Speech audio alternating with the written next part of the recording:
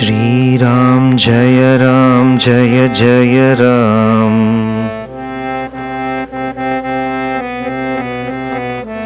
Shri Ram Jaya Jaya Ram.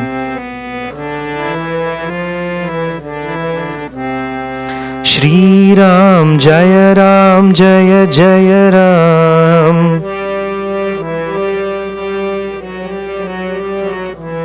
Shri Ram Jaya Jaya Ram. Shri Ram Jaya Jaya Ram.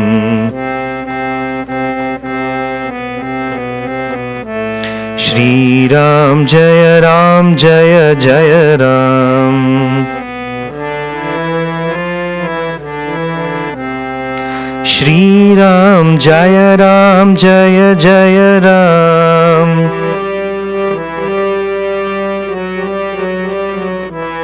Ram. Shri Ram Jaya Jaya Ram.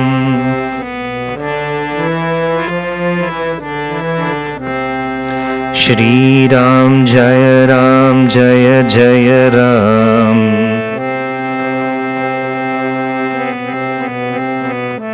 Shri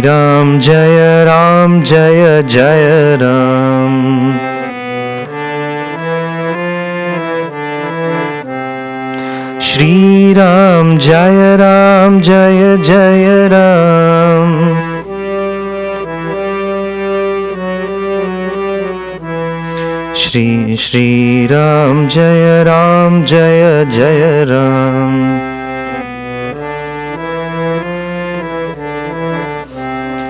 Shri Ram Jaya Jaya Ram.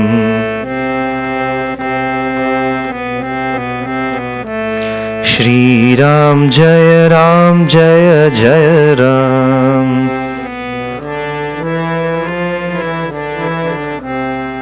Shri Ram Jaya Jaya Ram.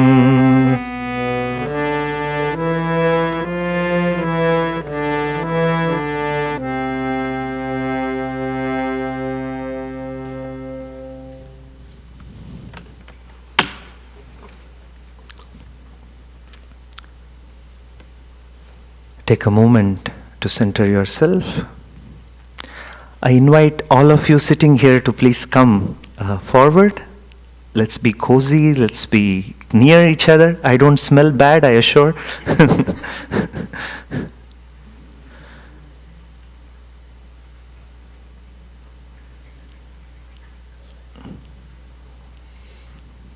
Okay.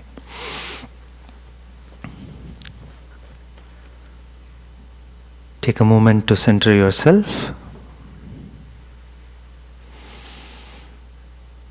Pay attention to the breath.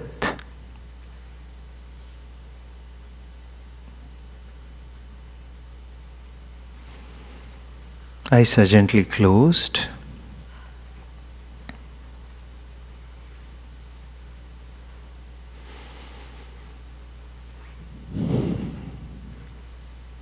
Let us chant Omkara. Inhale. Om.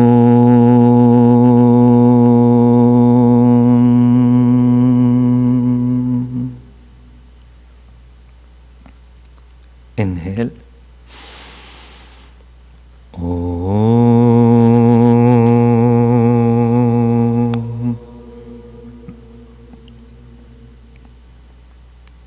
Inhale.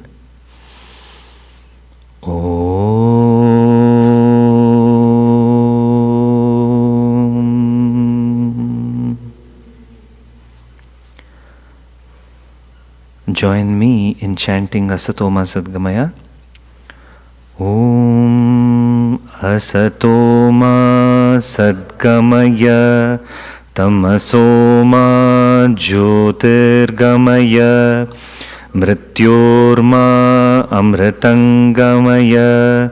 Om Shanti Shanti Shanti.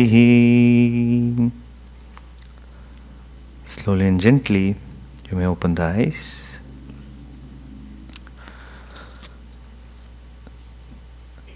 You may chant this prayer.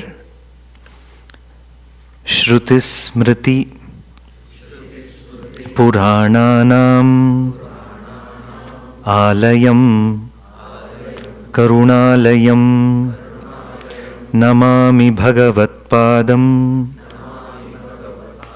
Shankaram Loka Shankaram. It's a prayer offered to Acharya Shankaracharya, who has passed on this light of wisdom through all his disciples, one who is an embodiment of wisdom and compassion. My pranams, namaskarams onto that Guru Shankaracharya. Continuing our discussion on intelligent and a stress-free life. If you really look at stress, what is it? It's a physical and a mental response to an external cause. A response, a reaction, which happens in this system for an external cause. What is that cause? In a student's context, the cause could be a deadline for submitting the paper. For a working person to submit the project report in a given deadline, or whatever is your deadline in a context. Ideally, there is a certain physical reaction to it.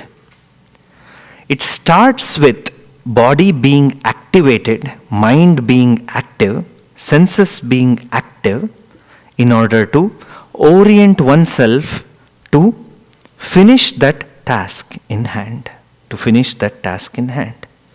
And as I said, this whole physical and mental response of the body ideally should go away having performed the task. In fact, Karma Yoga is a beautiful method in order to handle this order in terms of the actions, the karmas that we encounter.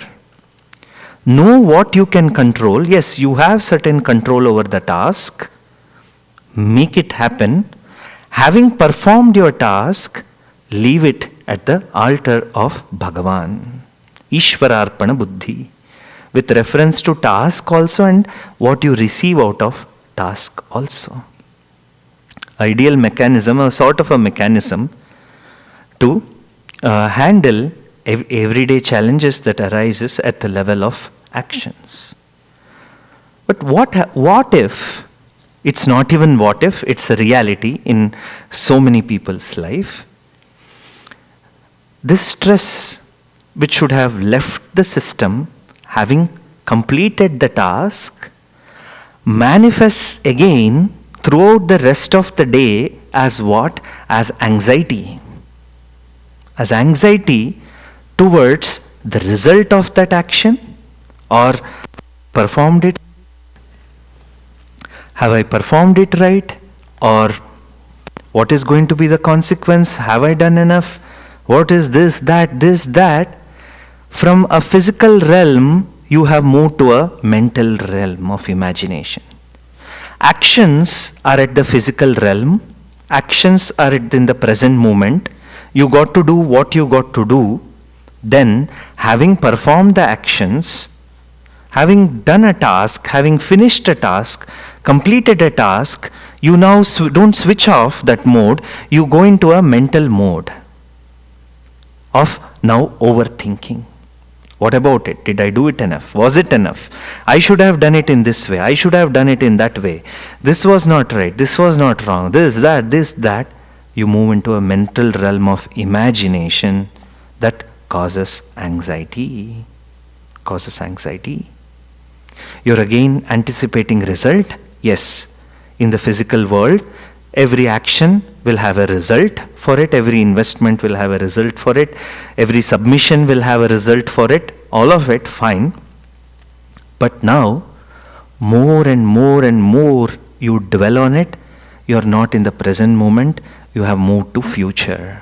You have moved to future.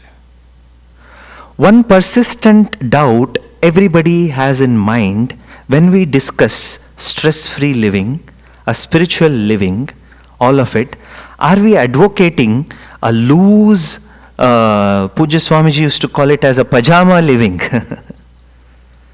that you are not committed to task, you are not oriented, you are not goal oriented, you are just loosely going about life. Is it like that? No, not at all. When did we ever advocate that? The suggestion, the advice, the pointer is to be located in the action, because action is in the present moment. Karmanyeva adhikaraste ma phaleshu kadachana.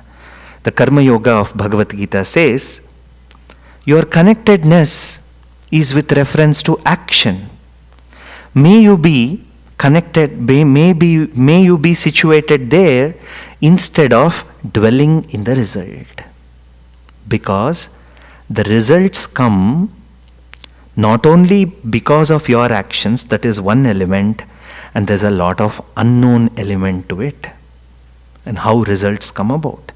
Otherwise, if everything were to be in your hands, whatever you did should have got the result that you wanted, isn't it so? Very simple life. The more hard work, the same result what you expected comes forth. A farmer has worked so hard in life and tilled the ground, made the ground prepared and all of it, and sown the seeds and watered, irrigated, all of it. If it were to be all with reference to your hands and the actions, then that should all sprout, give great yield and all of it, isn't it so? But life, unfortunately, doesn't work in this way. There's a lot of unknown element when it comes to the results that your actions are going to get you.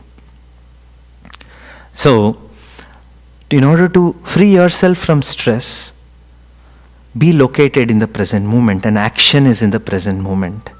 And if you have forecasted a result, that forecasting of result is also there, part of the action, isn't it? So you are planning for it even while you started action or before you started the action. It's very much there. So a pointer for a stress-free living, even this is the method of Sri Krishna, of Karma Yoga, is to be located in the present moment, and tasks, karma, actions are in the present moment. So, at the present moment, a body may have, a system may have a natural response of stress in order to finish that task, and then you let go. You let go, having done what is to be done.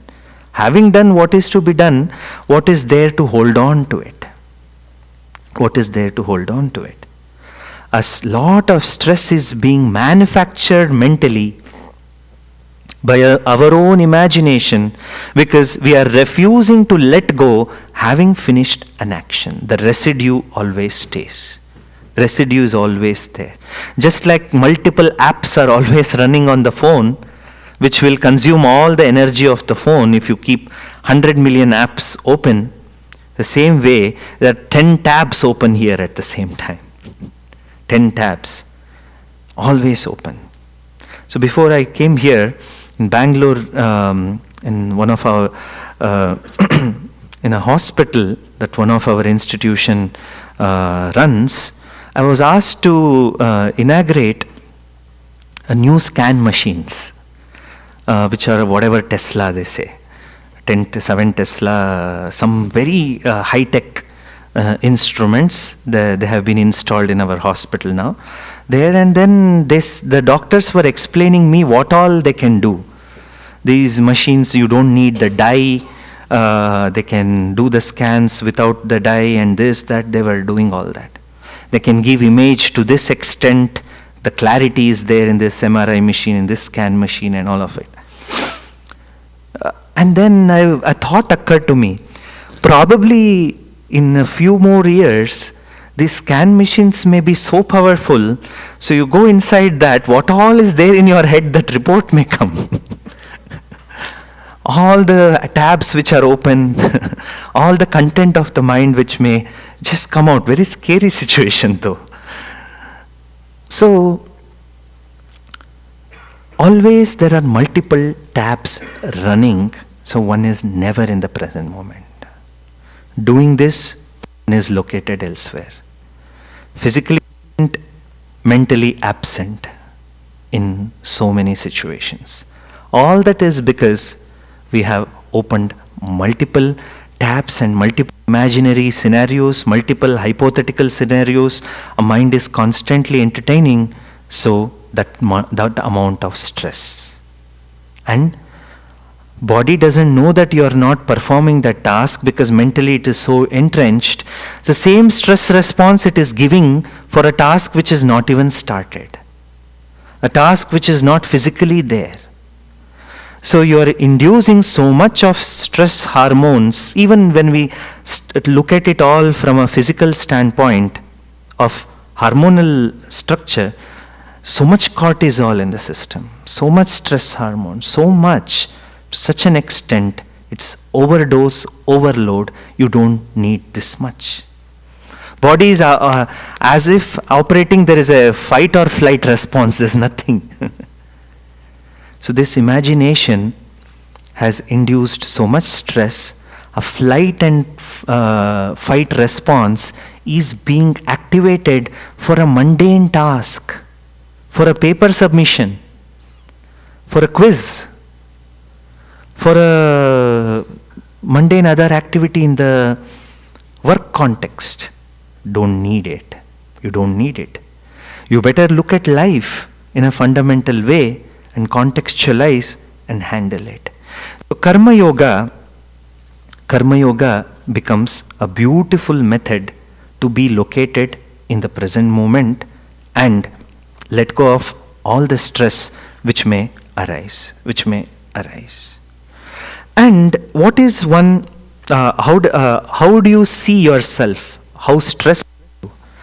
Is a stress a very major element in your life that you are unable to handle? How do you look at it? Are there any pointers to see yourself, how stressed you are? Yes, in fact, a small self-reflection will help you see where you stand. Look at yourself. Are you someone who is constantly worried? Are you someone who is constantly thinking about mundane tasks? Yes, if you think about some essential tasks with reference to your career, work or studies in students, then yes, there's a valid reason to it. Or dishwashing, car wash, mopping, laundry, this, that are taking predominant mind space in you. Look at that. That's a way to see where you're located. Are you having that element of stress of mundane things in your head all the time? Look at it. Look at that. And another big exercise, are you going to bed with a to-do list, and is the first thing when you wake up, what occurs to your mind, is it a to-do list? To-do list. So somebody asked that life and lifestyle, that's the way to see where you're situated. Are you situated in life, or are you situated in lifestyle? What is the first thing that you do? What is the first thing that you do when you wake up? Swamiji, we open Instagram. Meaning what? You are not in your life, you are located in somebody else's life. You're located in somebody else's life. Somebody else's lifestyle, in fact, not even life, just a lifestyle. And are you somebody wanting to constantly control everything? Small and big. Small and big. Are you somebody, a control freak? Control freak.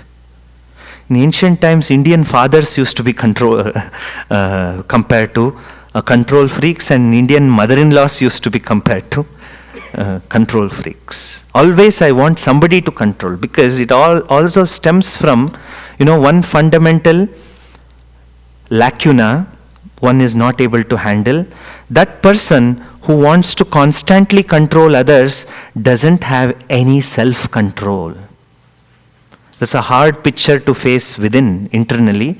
That person covers up this lacuna by exerting control over others, control over situations, control over mundane things, control over small things.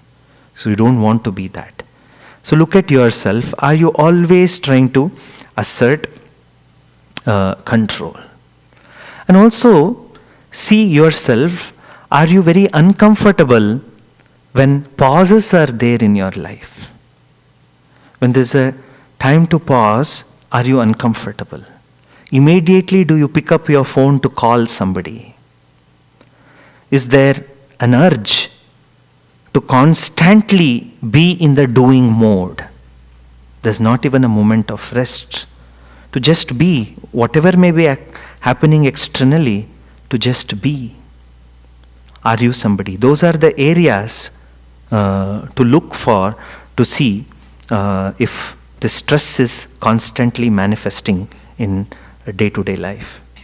It's also another point to note is that sometimes when you don't handle it for a long time, gets carried on from day to day, and becomes a lump that you have to handle it one day.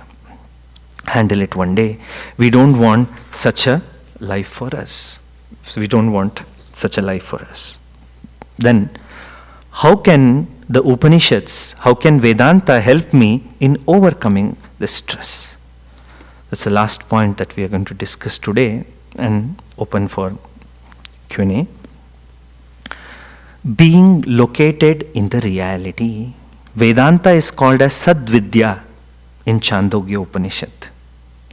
Be located in reality rather than some imaginary world, imaginary goals, imaginary picture of life that you have not painted, somebody else has painted for you.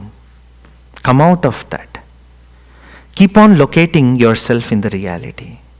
See if you are somebody who's always superimposing some extra value on everything. Observe things that you deal with in world. A car, a phone, a house, this, that. Yes, all of them have some utility value. Are you somebody who is putting some extra value on all of it?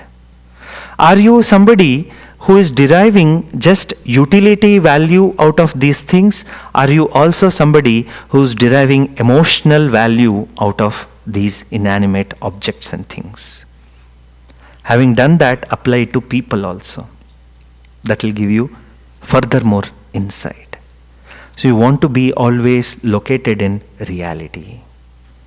There is a vyavaharika, transactional realm around you. You need a few things to live. You need a few things to conduct your life. Yes, fine.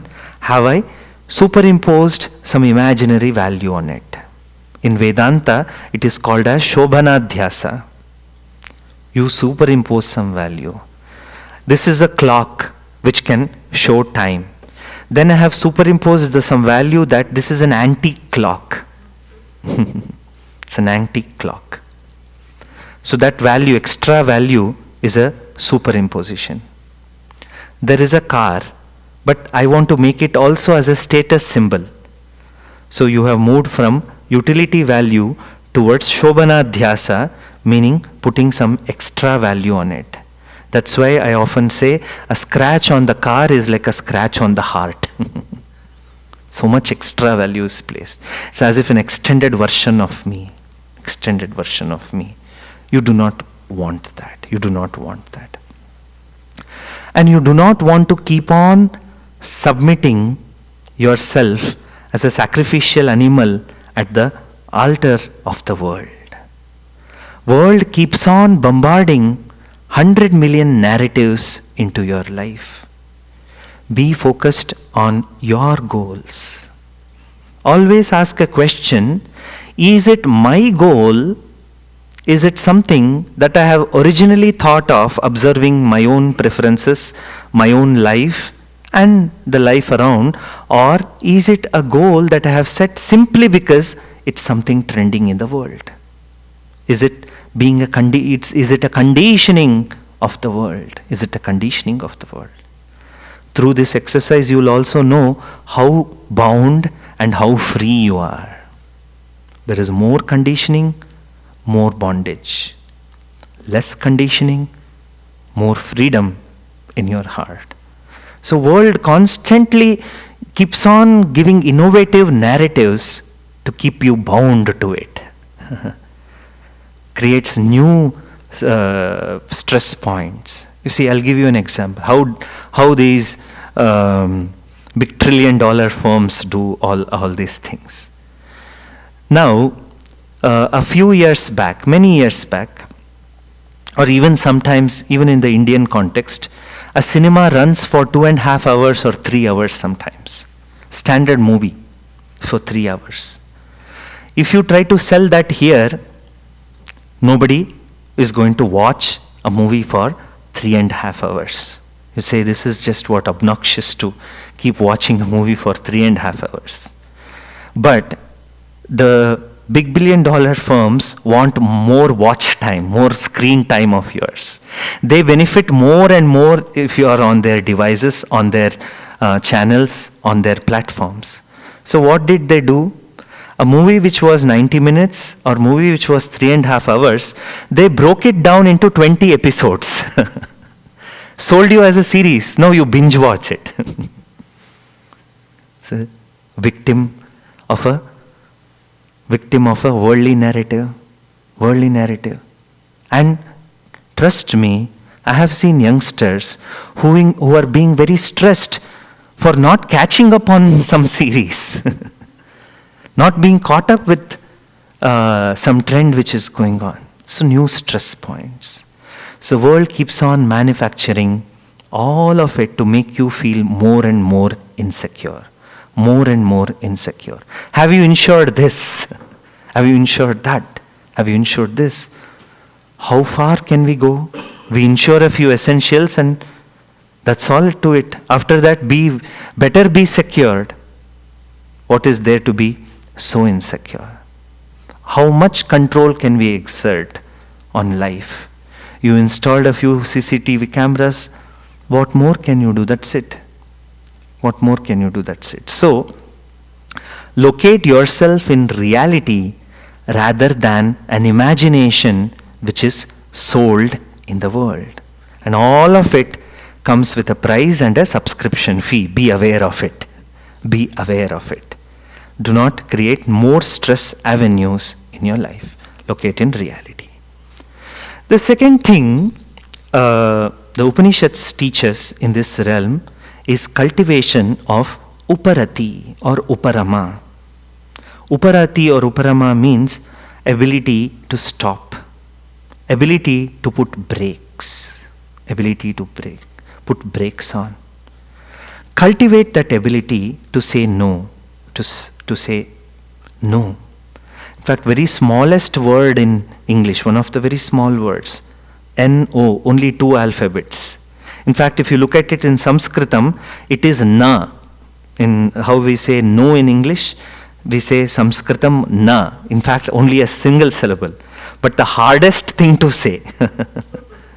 Simplest word, very hard to say in a lot of people. Cultivate that ability. Cultivate that ability to say no. Very essential to do that. Bringing in the perspective from Upanishads, this gives you a lot of self-control. In fact, it takes a lot of self-control to say no. And once you start developing this ability, then it in turn also gives you a lot of control, self-control over yourself. In fact, mastery over yourself, not just some mechanical control, a lot of mastery over your life. mastery over your life. So that is something you have to bring in.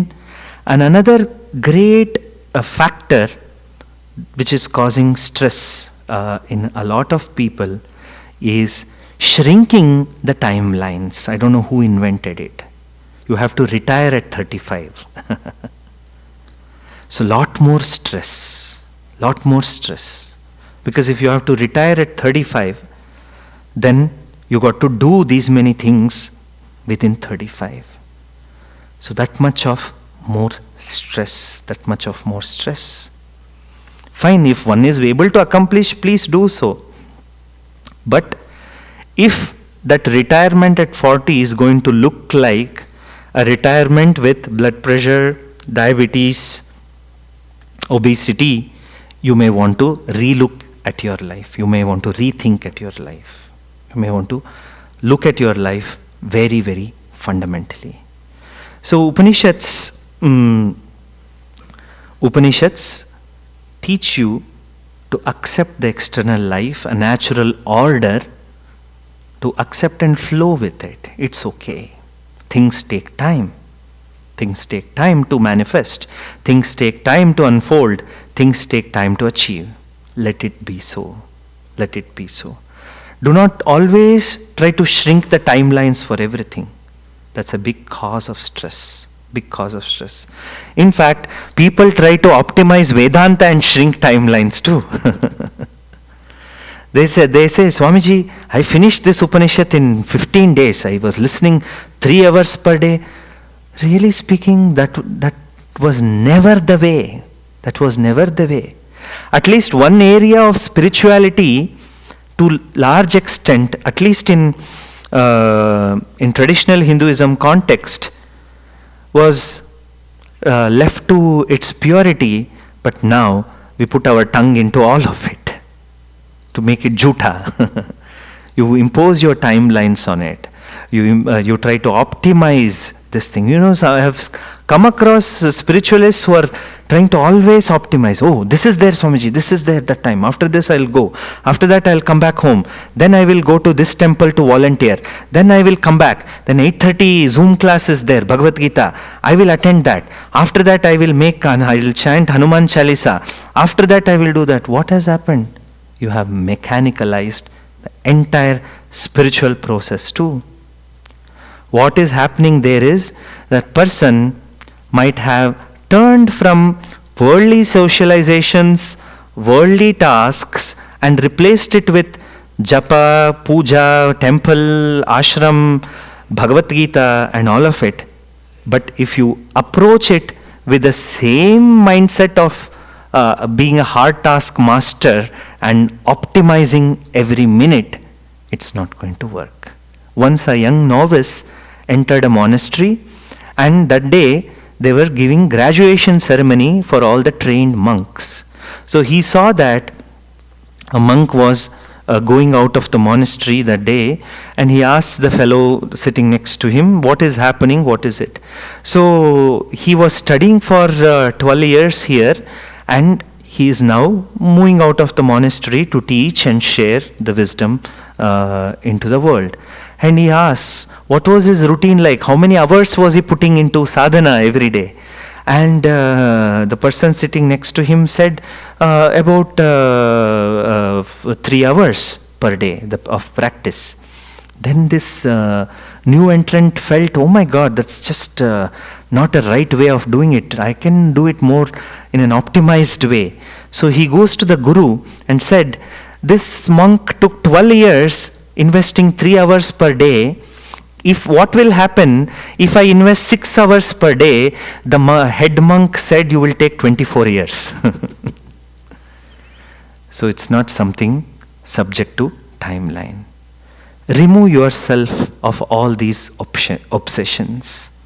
Try to see yourself as a human being, a person with a heart, with a breath, a stomach, with eyes, with a few goals, few aspirations. What is wrong in that? Nothing wrong in that. But ideal reflective practice would be where am I with reference to reality? This is the natural reality to have all these things in place. What more is sitting in my head and heart? What more is there? So then you know where you stand. All these are stress points. You may want to handle it in this way. Uparama, ability to put a stop. No, not for me. There may be invitations from the world all the time. New innovations. No, not for me. Pick and choose what you want. What aligns with your goals, with your aspirations. There is always 100 million things to run. There's always a marathon. There is always an Ironman. There's always a hike. There is always this. There's always a movie. 100 million things. But contextualize what applies for you. What applies for you. That's the way to live a stress-free life. And especially in a world where everybody is constantly bombarded with multiple choices, with smallest to biggest of things, be very conscious about what you choose. Because once you choose something, you start a lot of actions related to that. So be very intentional into what you bring into your life. No peer pressure at all.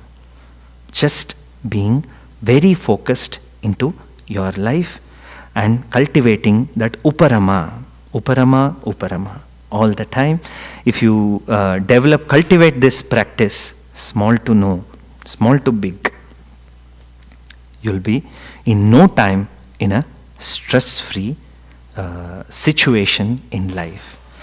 In 2025, in a new year, it doesn't make sense again to approach a new year with the same old paradigms. One has to rise up. One has to approach with innovation with reference to your own life. What is that innovating? Changing the interiors in the drawing room? Not that. But bringing wisdom into your life. Making changes internally. The old pattern has led me nowhere. So let me give it a try. So don't be resistant to new perspective. At least take up one practice and stay with that. That helps you a lot in life. So I will conclude giving you all with one day-to-day practice to be located in the present moment, to see how you think and feel, where your mind is. Try to sit and watch your breath, be with your breath for some time and see if you can. See what is that you think and feel while you are just observing your breath. Are tasks coming into mind? What is happening? Question yourself. See yourself. With this practice, you will be more and more located in the present moment, into that reality. Because more than anything, what is the real me? What is the real me at the physical level? Prana, life force. See if you are with that. See if you are with life. Or are you located elsewhere? It's a beautiful story in the Upanishad. All the senses and powers in the body were quarreling with each other, saying that who is great. So the eyesight said, fine, you have ill-treated me, it walks out of the body. After a month it comes back and it sees that the body was managing without it. A sense of smell, sense of taste, all of them walk out for a small period of time, hearing all of it, and they come back to see that body was trying to function, was just going about it, functioning. And once prana started to leave, and then all the sense organs requested it, saying that you are the greatest, you please come back. So the Upanishadic mantra, Namaste Vayo Tvameva Pratyaksham Brahmasi. At this stage, I may not have full conception about reality, but one thing I am sure, O breath, prana, life force, you are Pratyaksha Brahma. You are available to me here and now. O God, I offer pranams to you. O breath, prana, I offer my pranams to you. So watching the breath, pranayama, it's very fundamental practice. Every puja starts with pranayama. So what they do in rituals, if you observe when they're performing homa and all, when the step of pranayama comes, pranayama, they'll touch their nose and go to next method. They don't even breathe in and breathe out. They say pranayama and they touch the nose and go to the next task because obsessed with doing, not a quiet moment in life. So live life in this order. Be intelligent, and your intelligent life starts only when you locate in reality and look at your life. If you are stressed about multiple things in the light of what we have discussed, and I wish you the best to live an intelligent and carefree and stress-free 2025. So take help of Bhagavad Gita in your journey, take help of Vedanta in your journey. It frees up your stress each and every day. With that, I conclude. Om Sarve Bhavantu Sukhinah, Sarve Santu Niramayah, Sarve Bhadrani Pashyantu, Ma Kaschit Dukkha Bhag Bhavet. Om Shanti Shanti Shanti. I'll take some questions, whatever you may have. Yeah.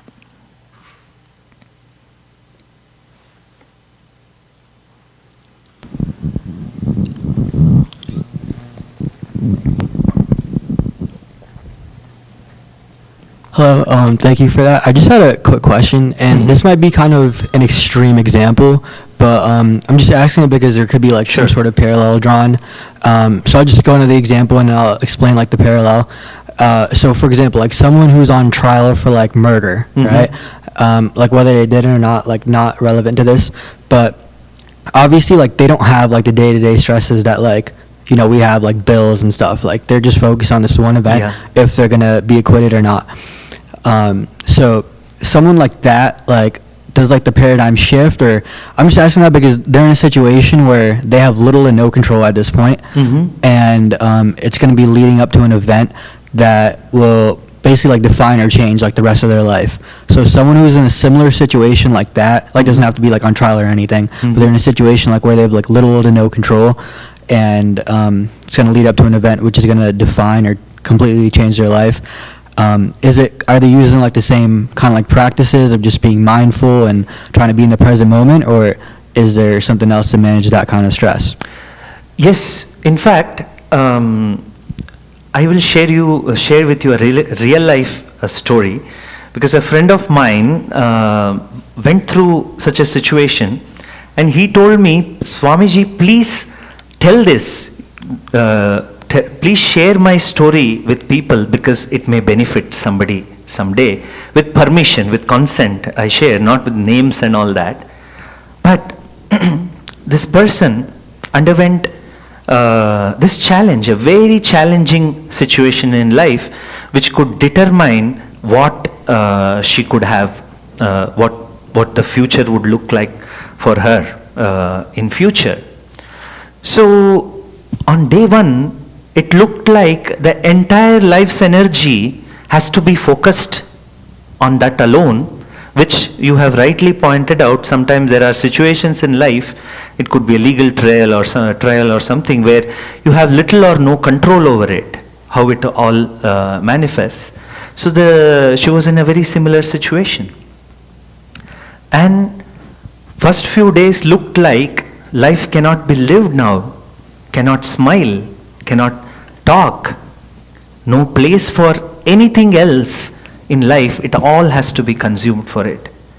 But she accepted that, yes, it is not in my hands, but yet also had an optimistic thought, maybe it will all end well. Maybe it will all end well. Now there was a mind space available for few more things in life. To smile, to look at a flower, to have a conversation with a friend. And that belief, that optimism and acceptance of the difficult situation enabled her to move into day-to-day life and go on with life. And that is the power of acceptance and optimism. So we want to have both in order to handle the challenges of life. Even it may seem like a dead end. So there's still a place for a miracle in life. That is the optimism that we must have, but never losing a sense of reality. So that's where acceptance comes in place. So life can go on effectively. Did that help? Yeah, just a quick follow-up question to that. Mhm. This is more like our day-to-day lives. So is it better to kind of like think optimistic and positive thoughts rather than just, just like kind of doing, as you said, like the practice of like, breathing and stuff like that, or like doing both kind of? See, what we are suggesting is not some superficial positivism. In fact, I often sometimes use the terminology, it has become like a toxic positivity. Because simply like throwing things all the time, especially with anybody with a smartphone is a content creator and can start a mindfulness.peace channel and then push some content into it and say something. But that's not the superficial positivity we are looking at. But to have a positivity, optimism, which comes out through the observation of life deeply. Yes, there is a place for it in the whole scheme of things. And that positivity doesn't look like small this thing. I will buy a car, I will buy this, I will get that, I will go here, I will earn this. It's not that. It's a very fundamental optimism in life that life will work out. Life will be okay. Thank you. That sense, yeah. Next one.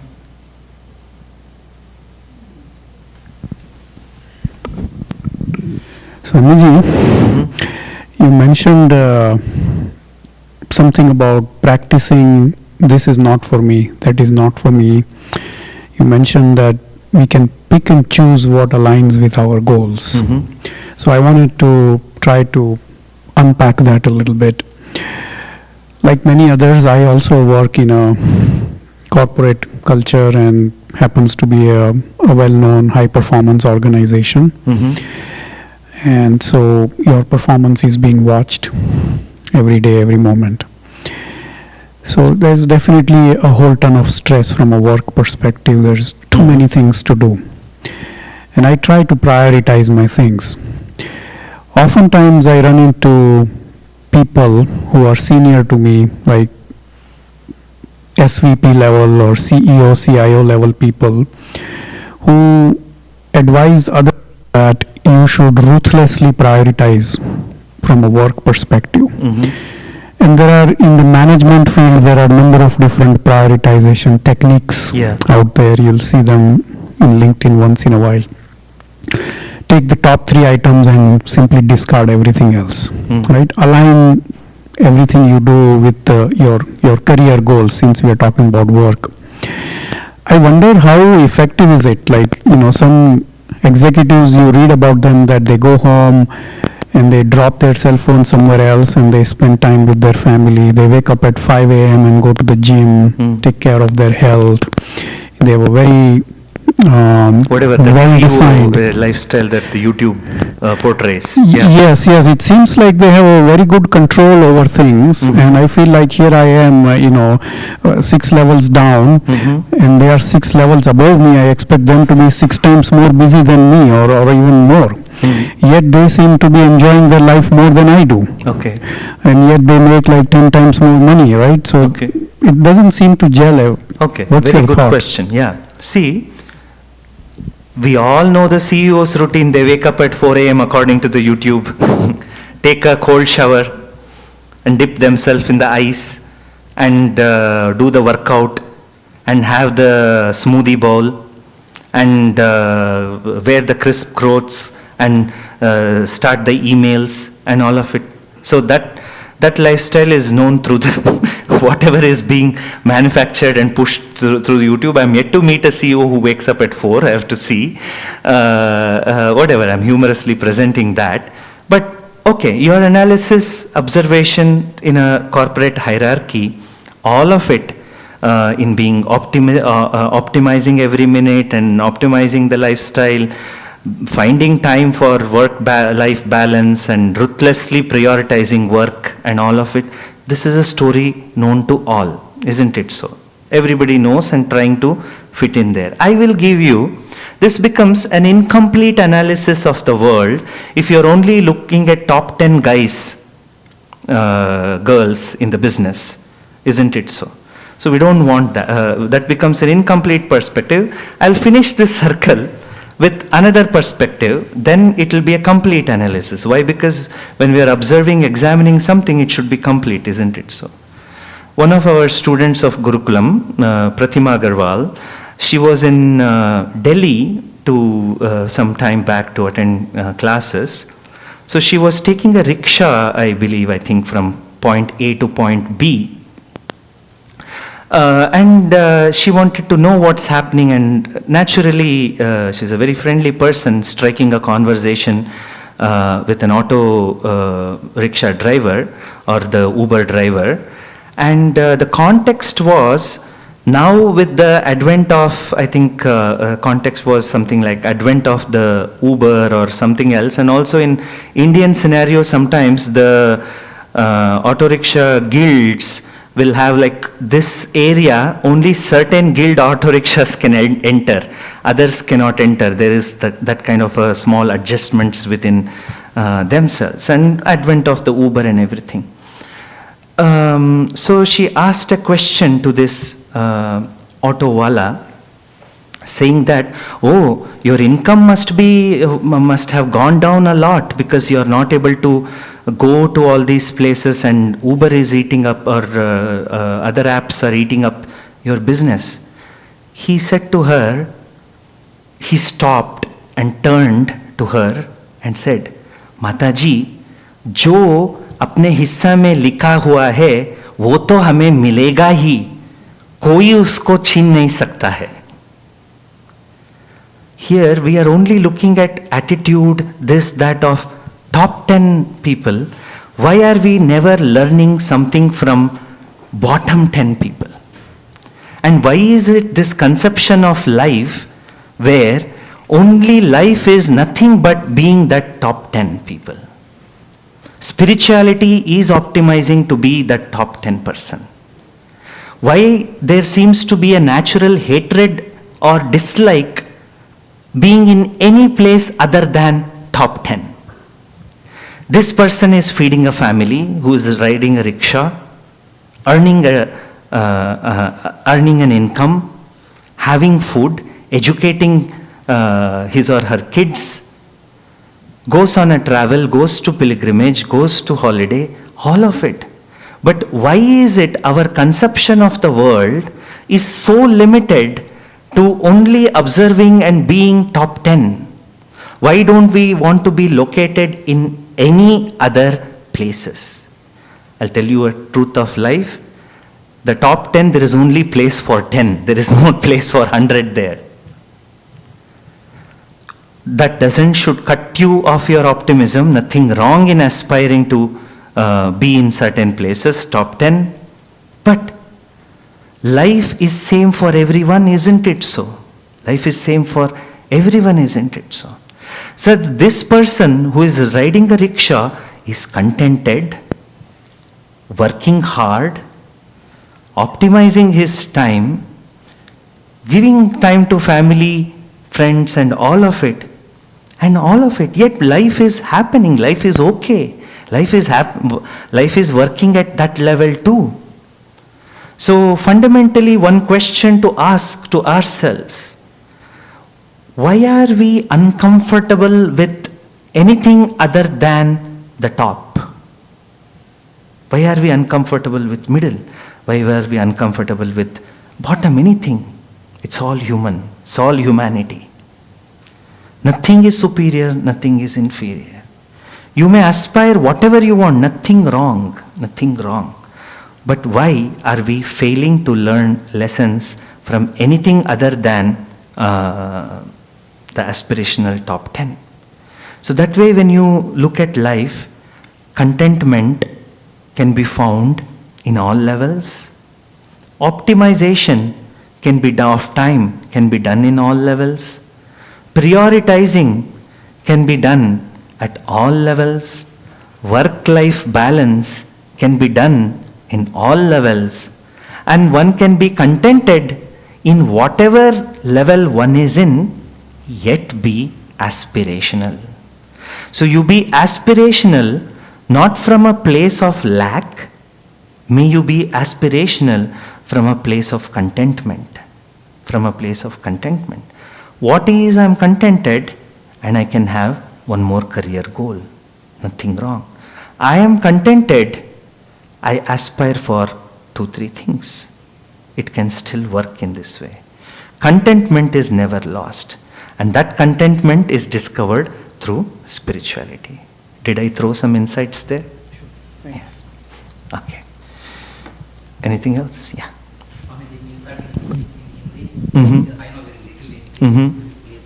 Okay, the Hindi word, Hindi part of that answer was the auto driver when he said in Hindi, it translates to what is written as my income, nobody can take it away.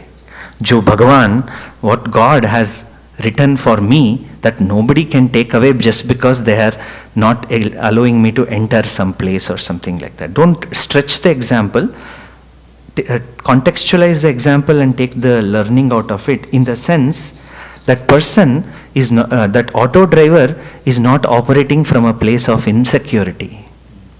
He believes, he has that acceptance also and optimism that what is written for him will come through his hard work and belief in God. And he is operating from a place of contentment, whatever may be his job. He is also feeding the family, he is also educating the kids, all of it.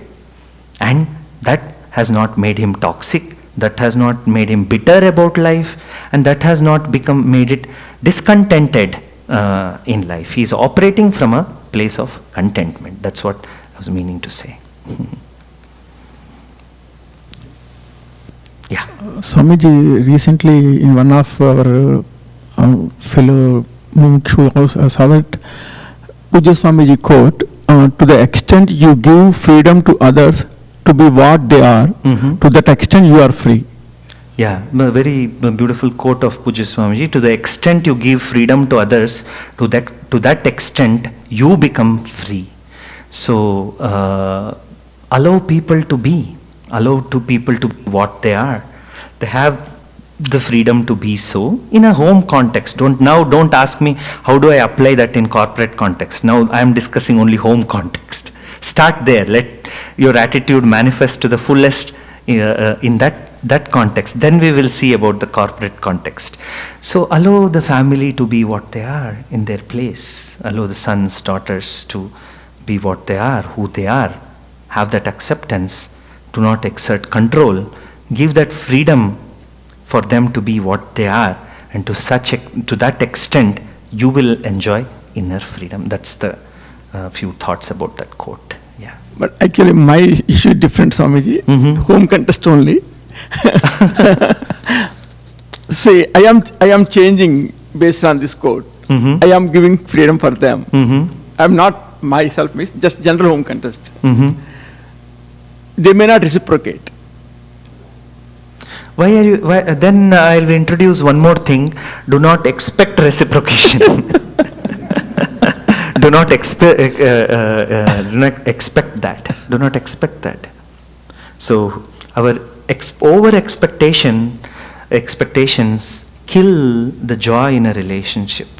Sometimes it makes our heart bitter, because not that the person has done anything less, but we are expecting more from that person, more. A Pepsi ad was there in India, Dil mange more, this heart desires more all the time. So that over expectation clouds your judgment, clouds your understanding of human relationships. So we may not want to have that.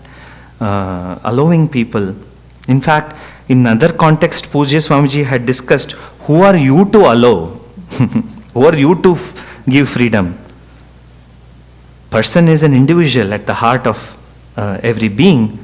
One is connected in the context of a family, but everybody is an individual. So that way, yeah.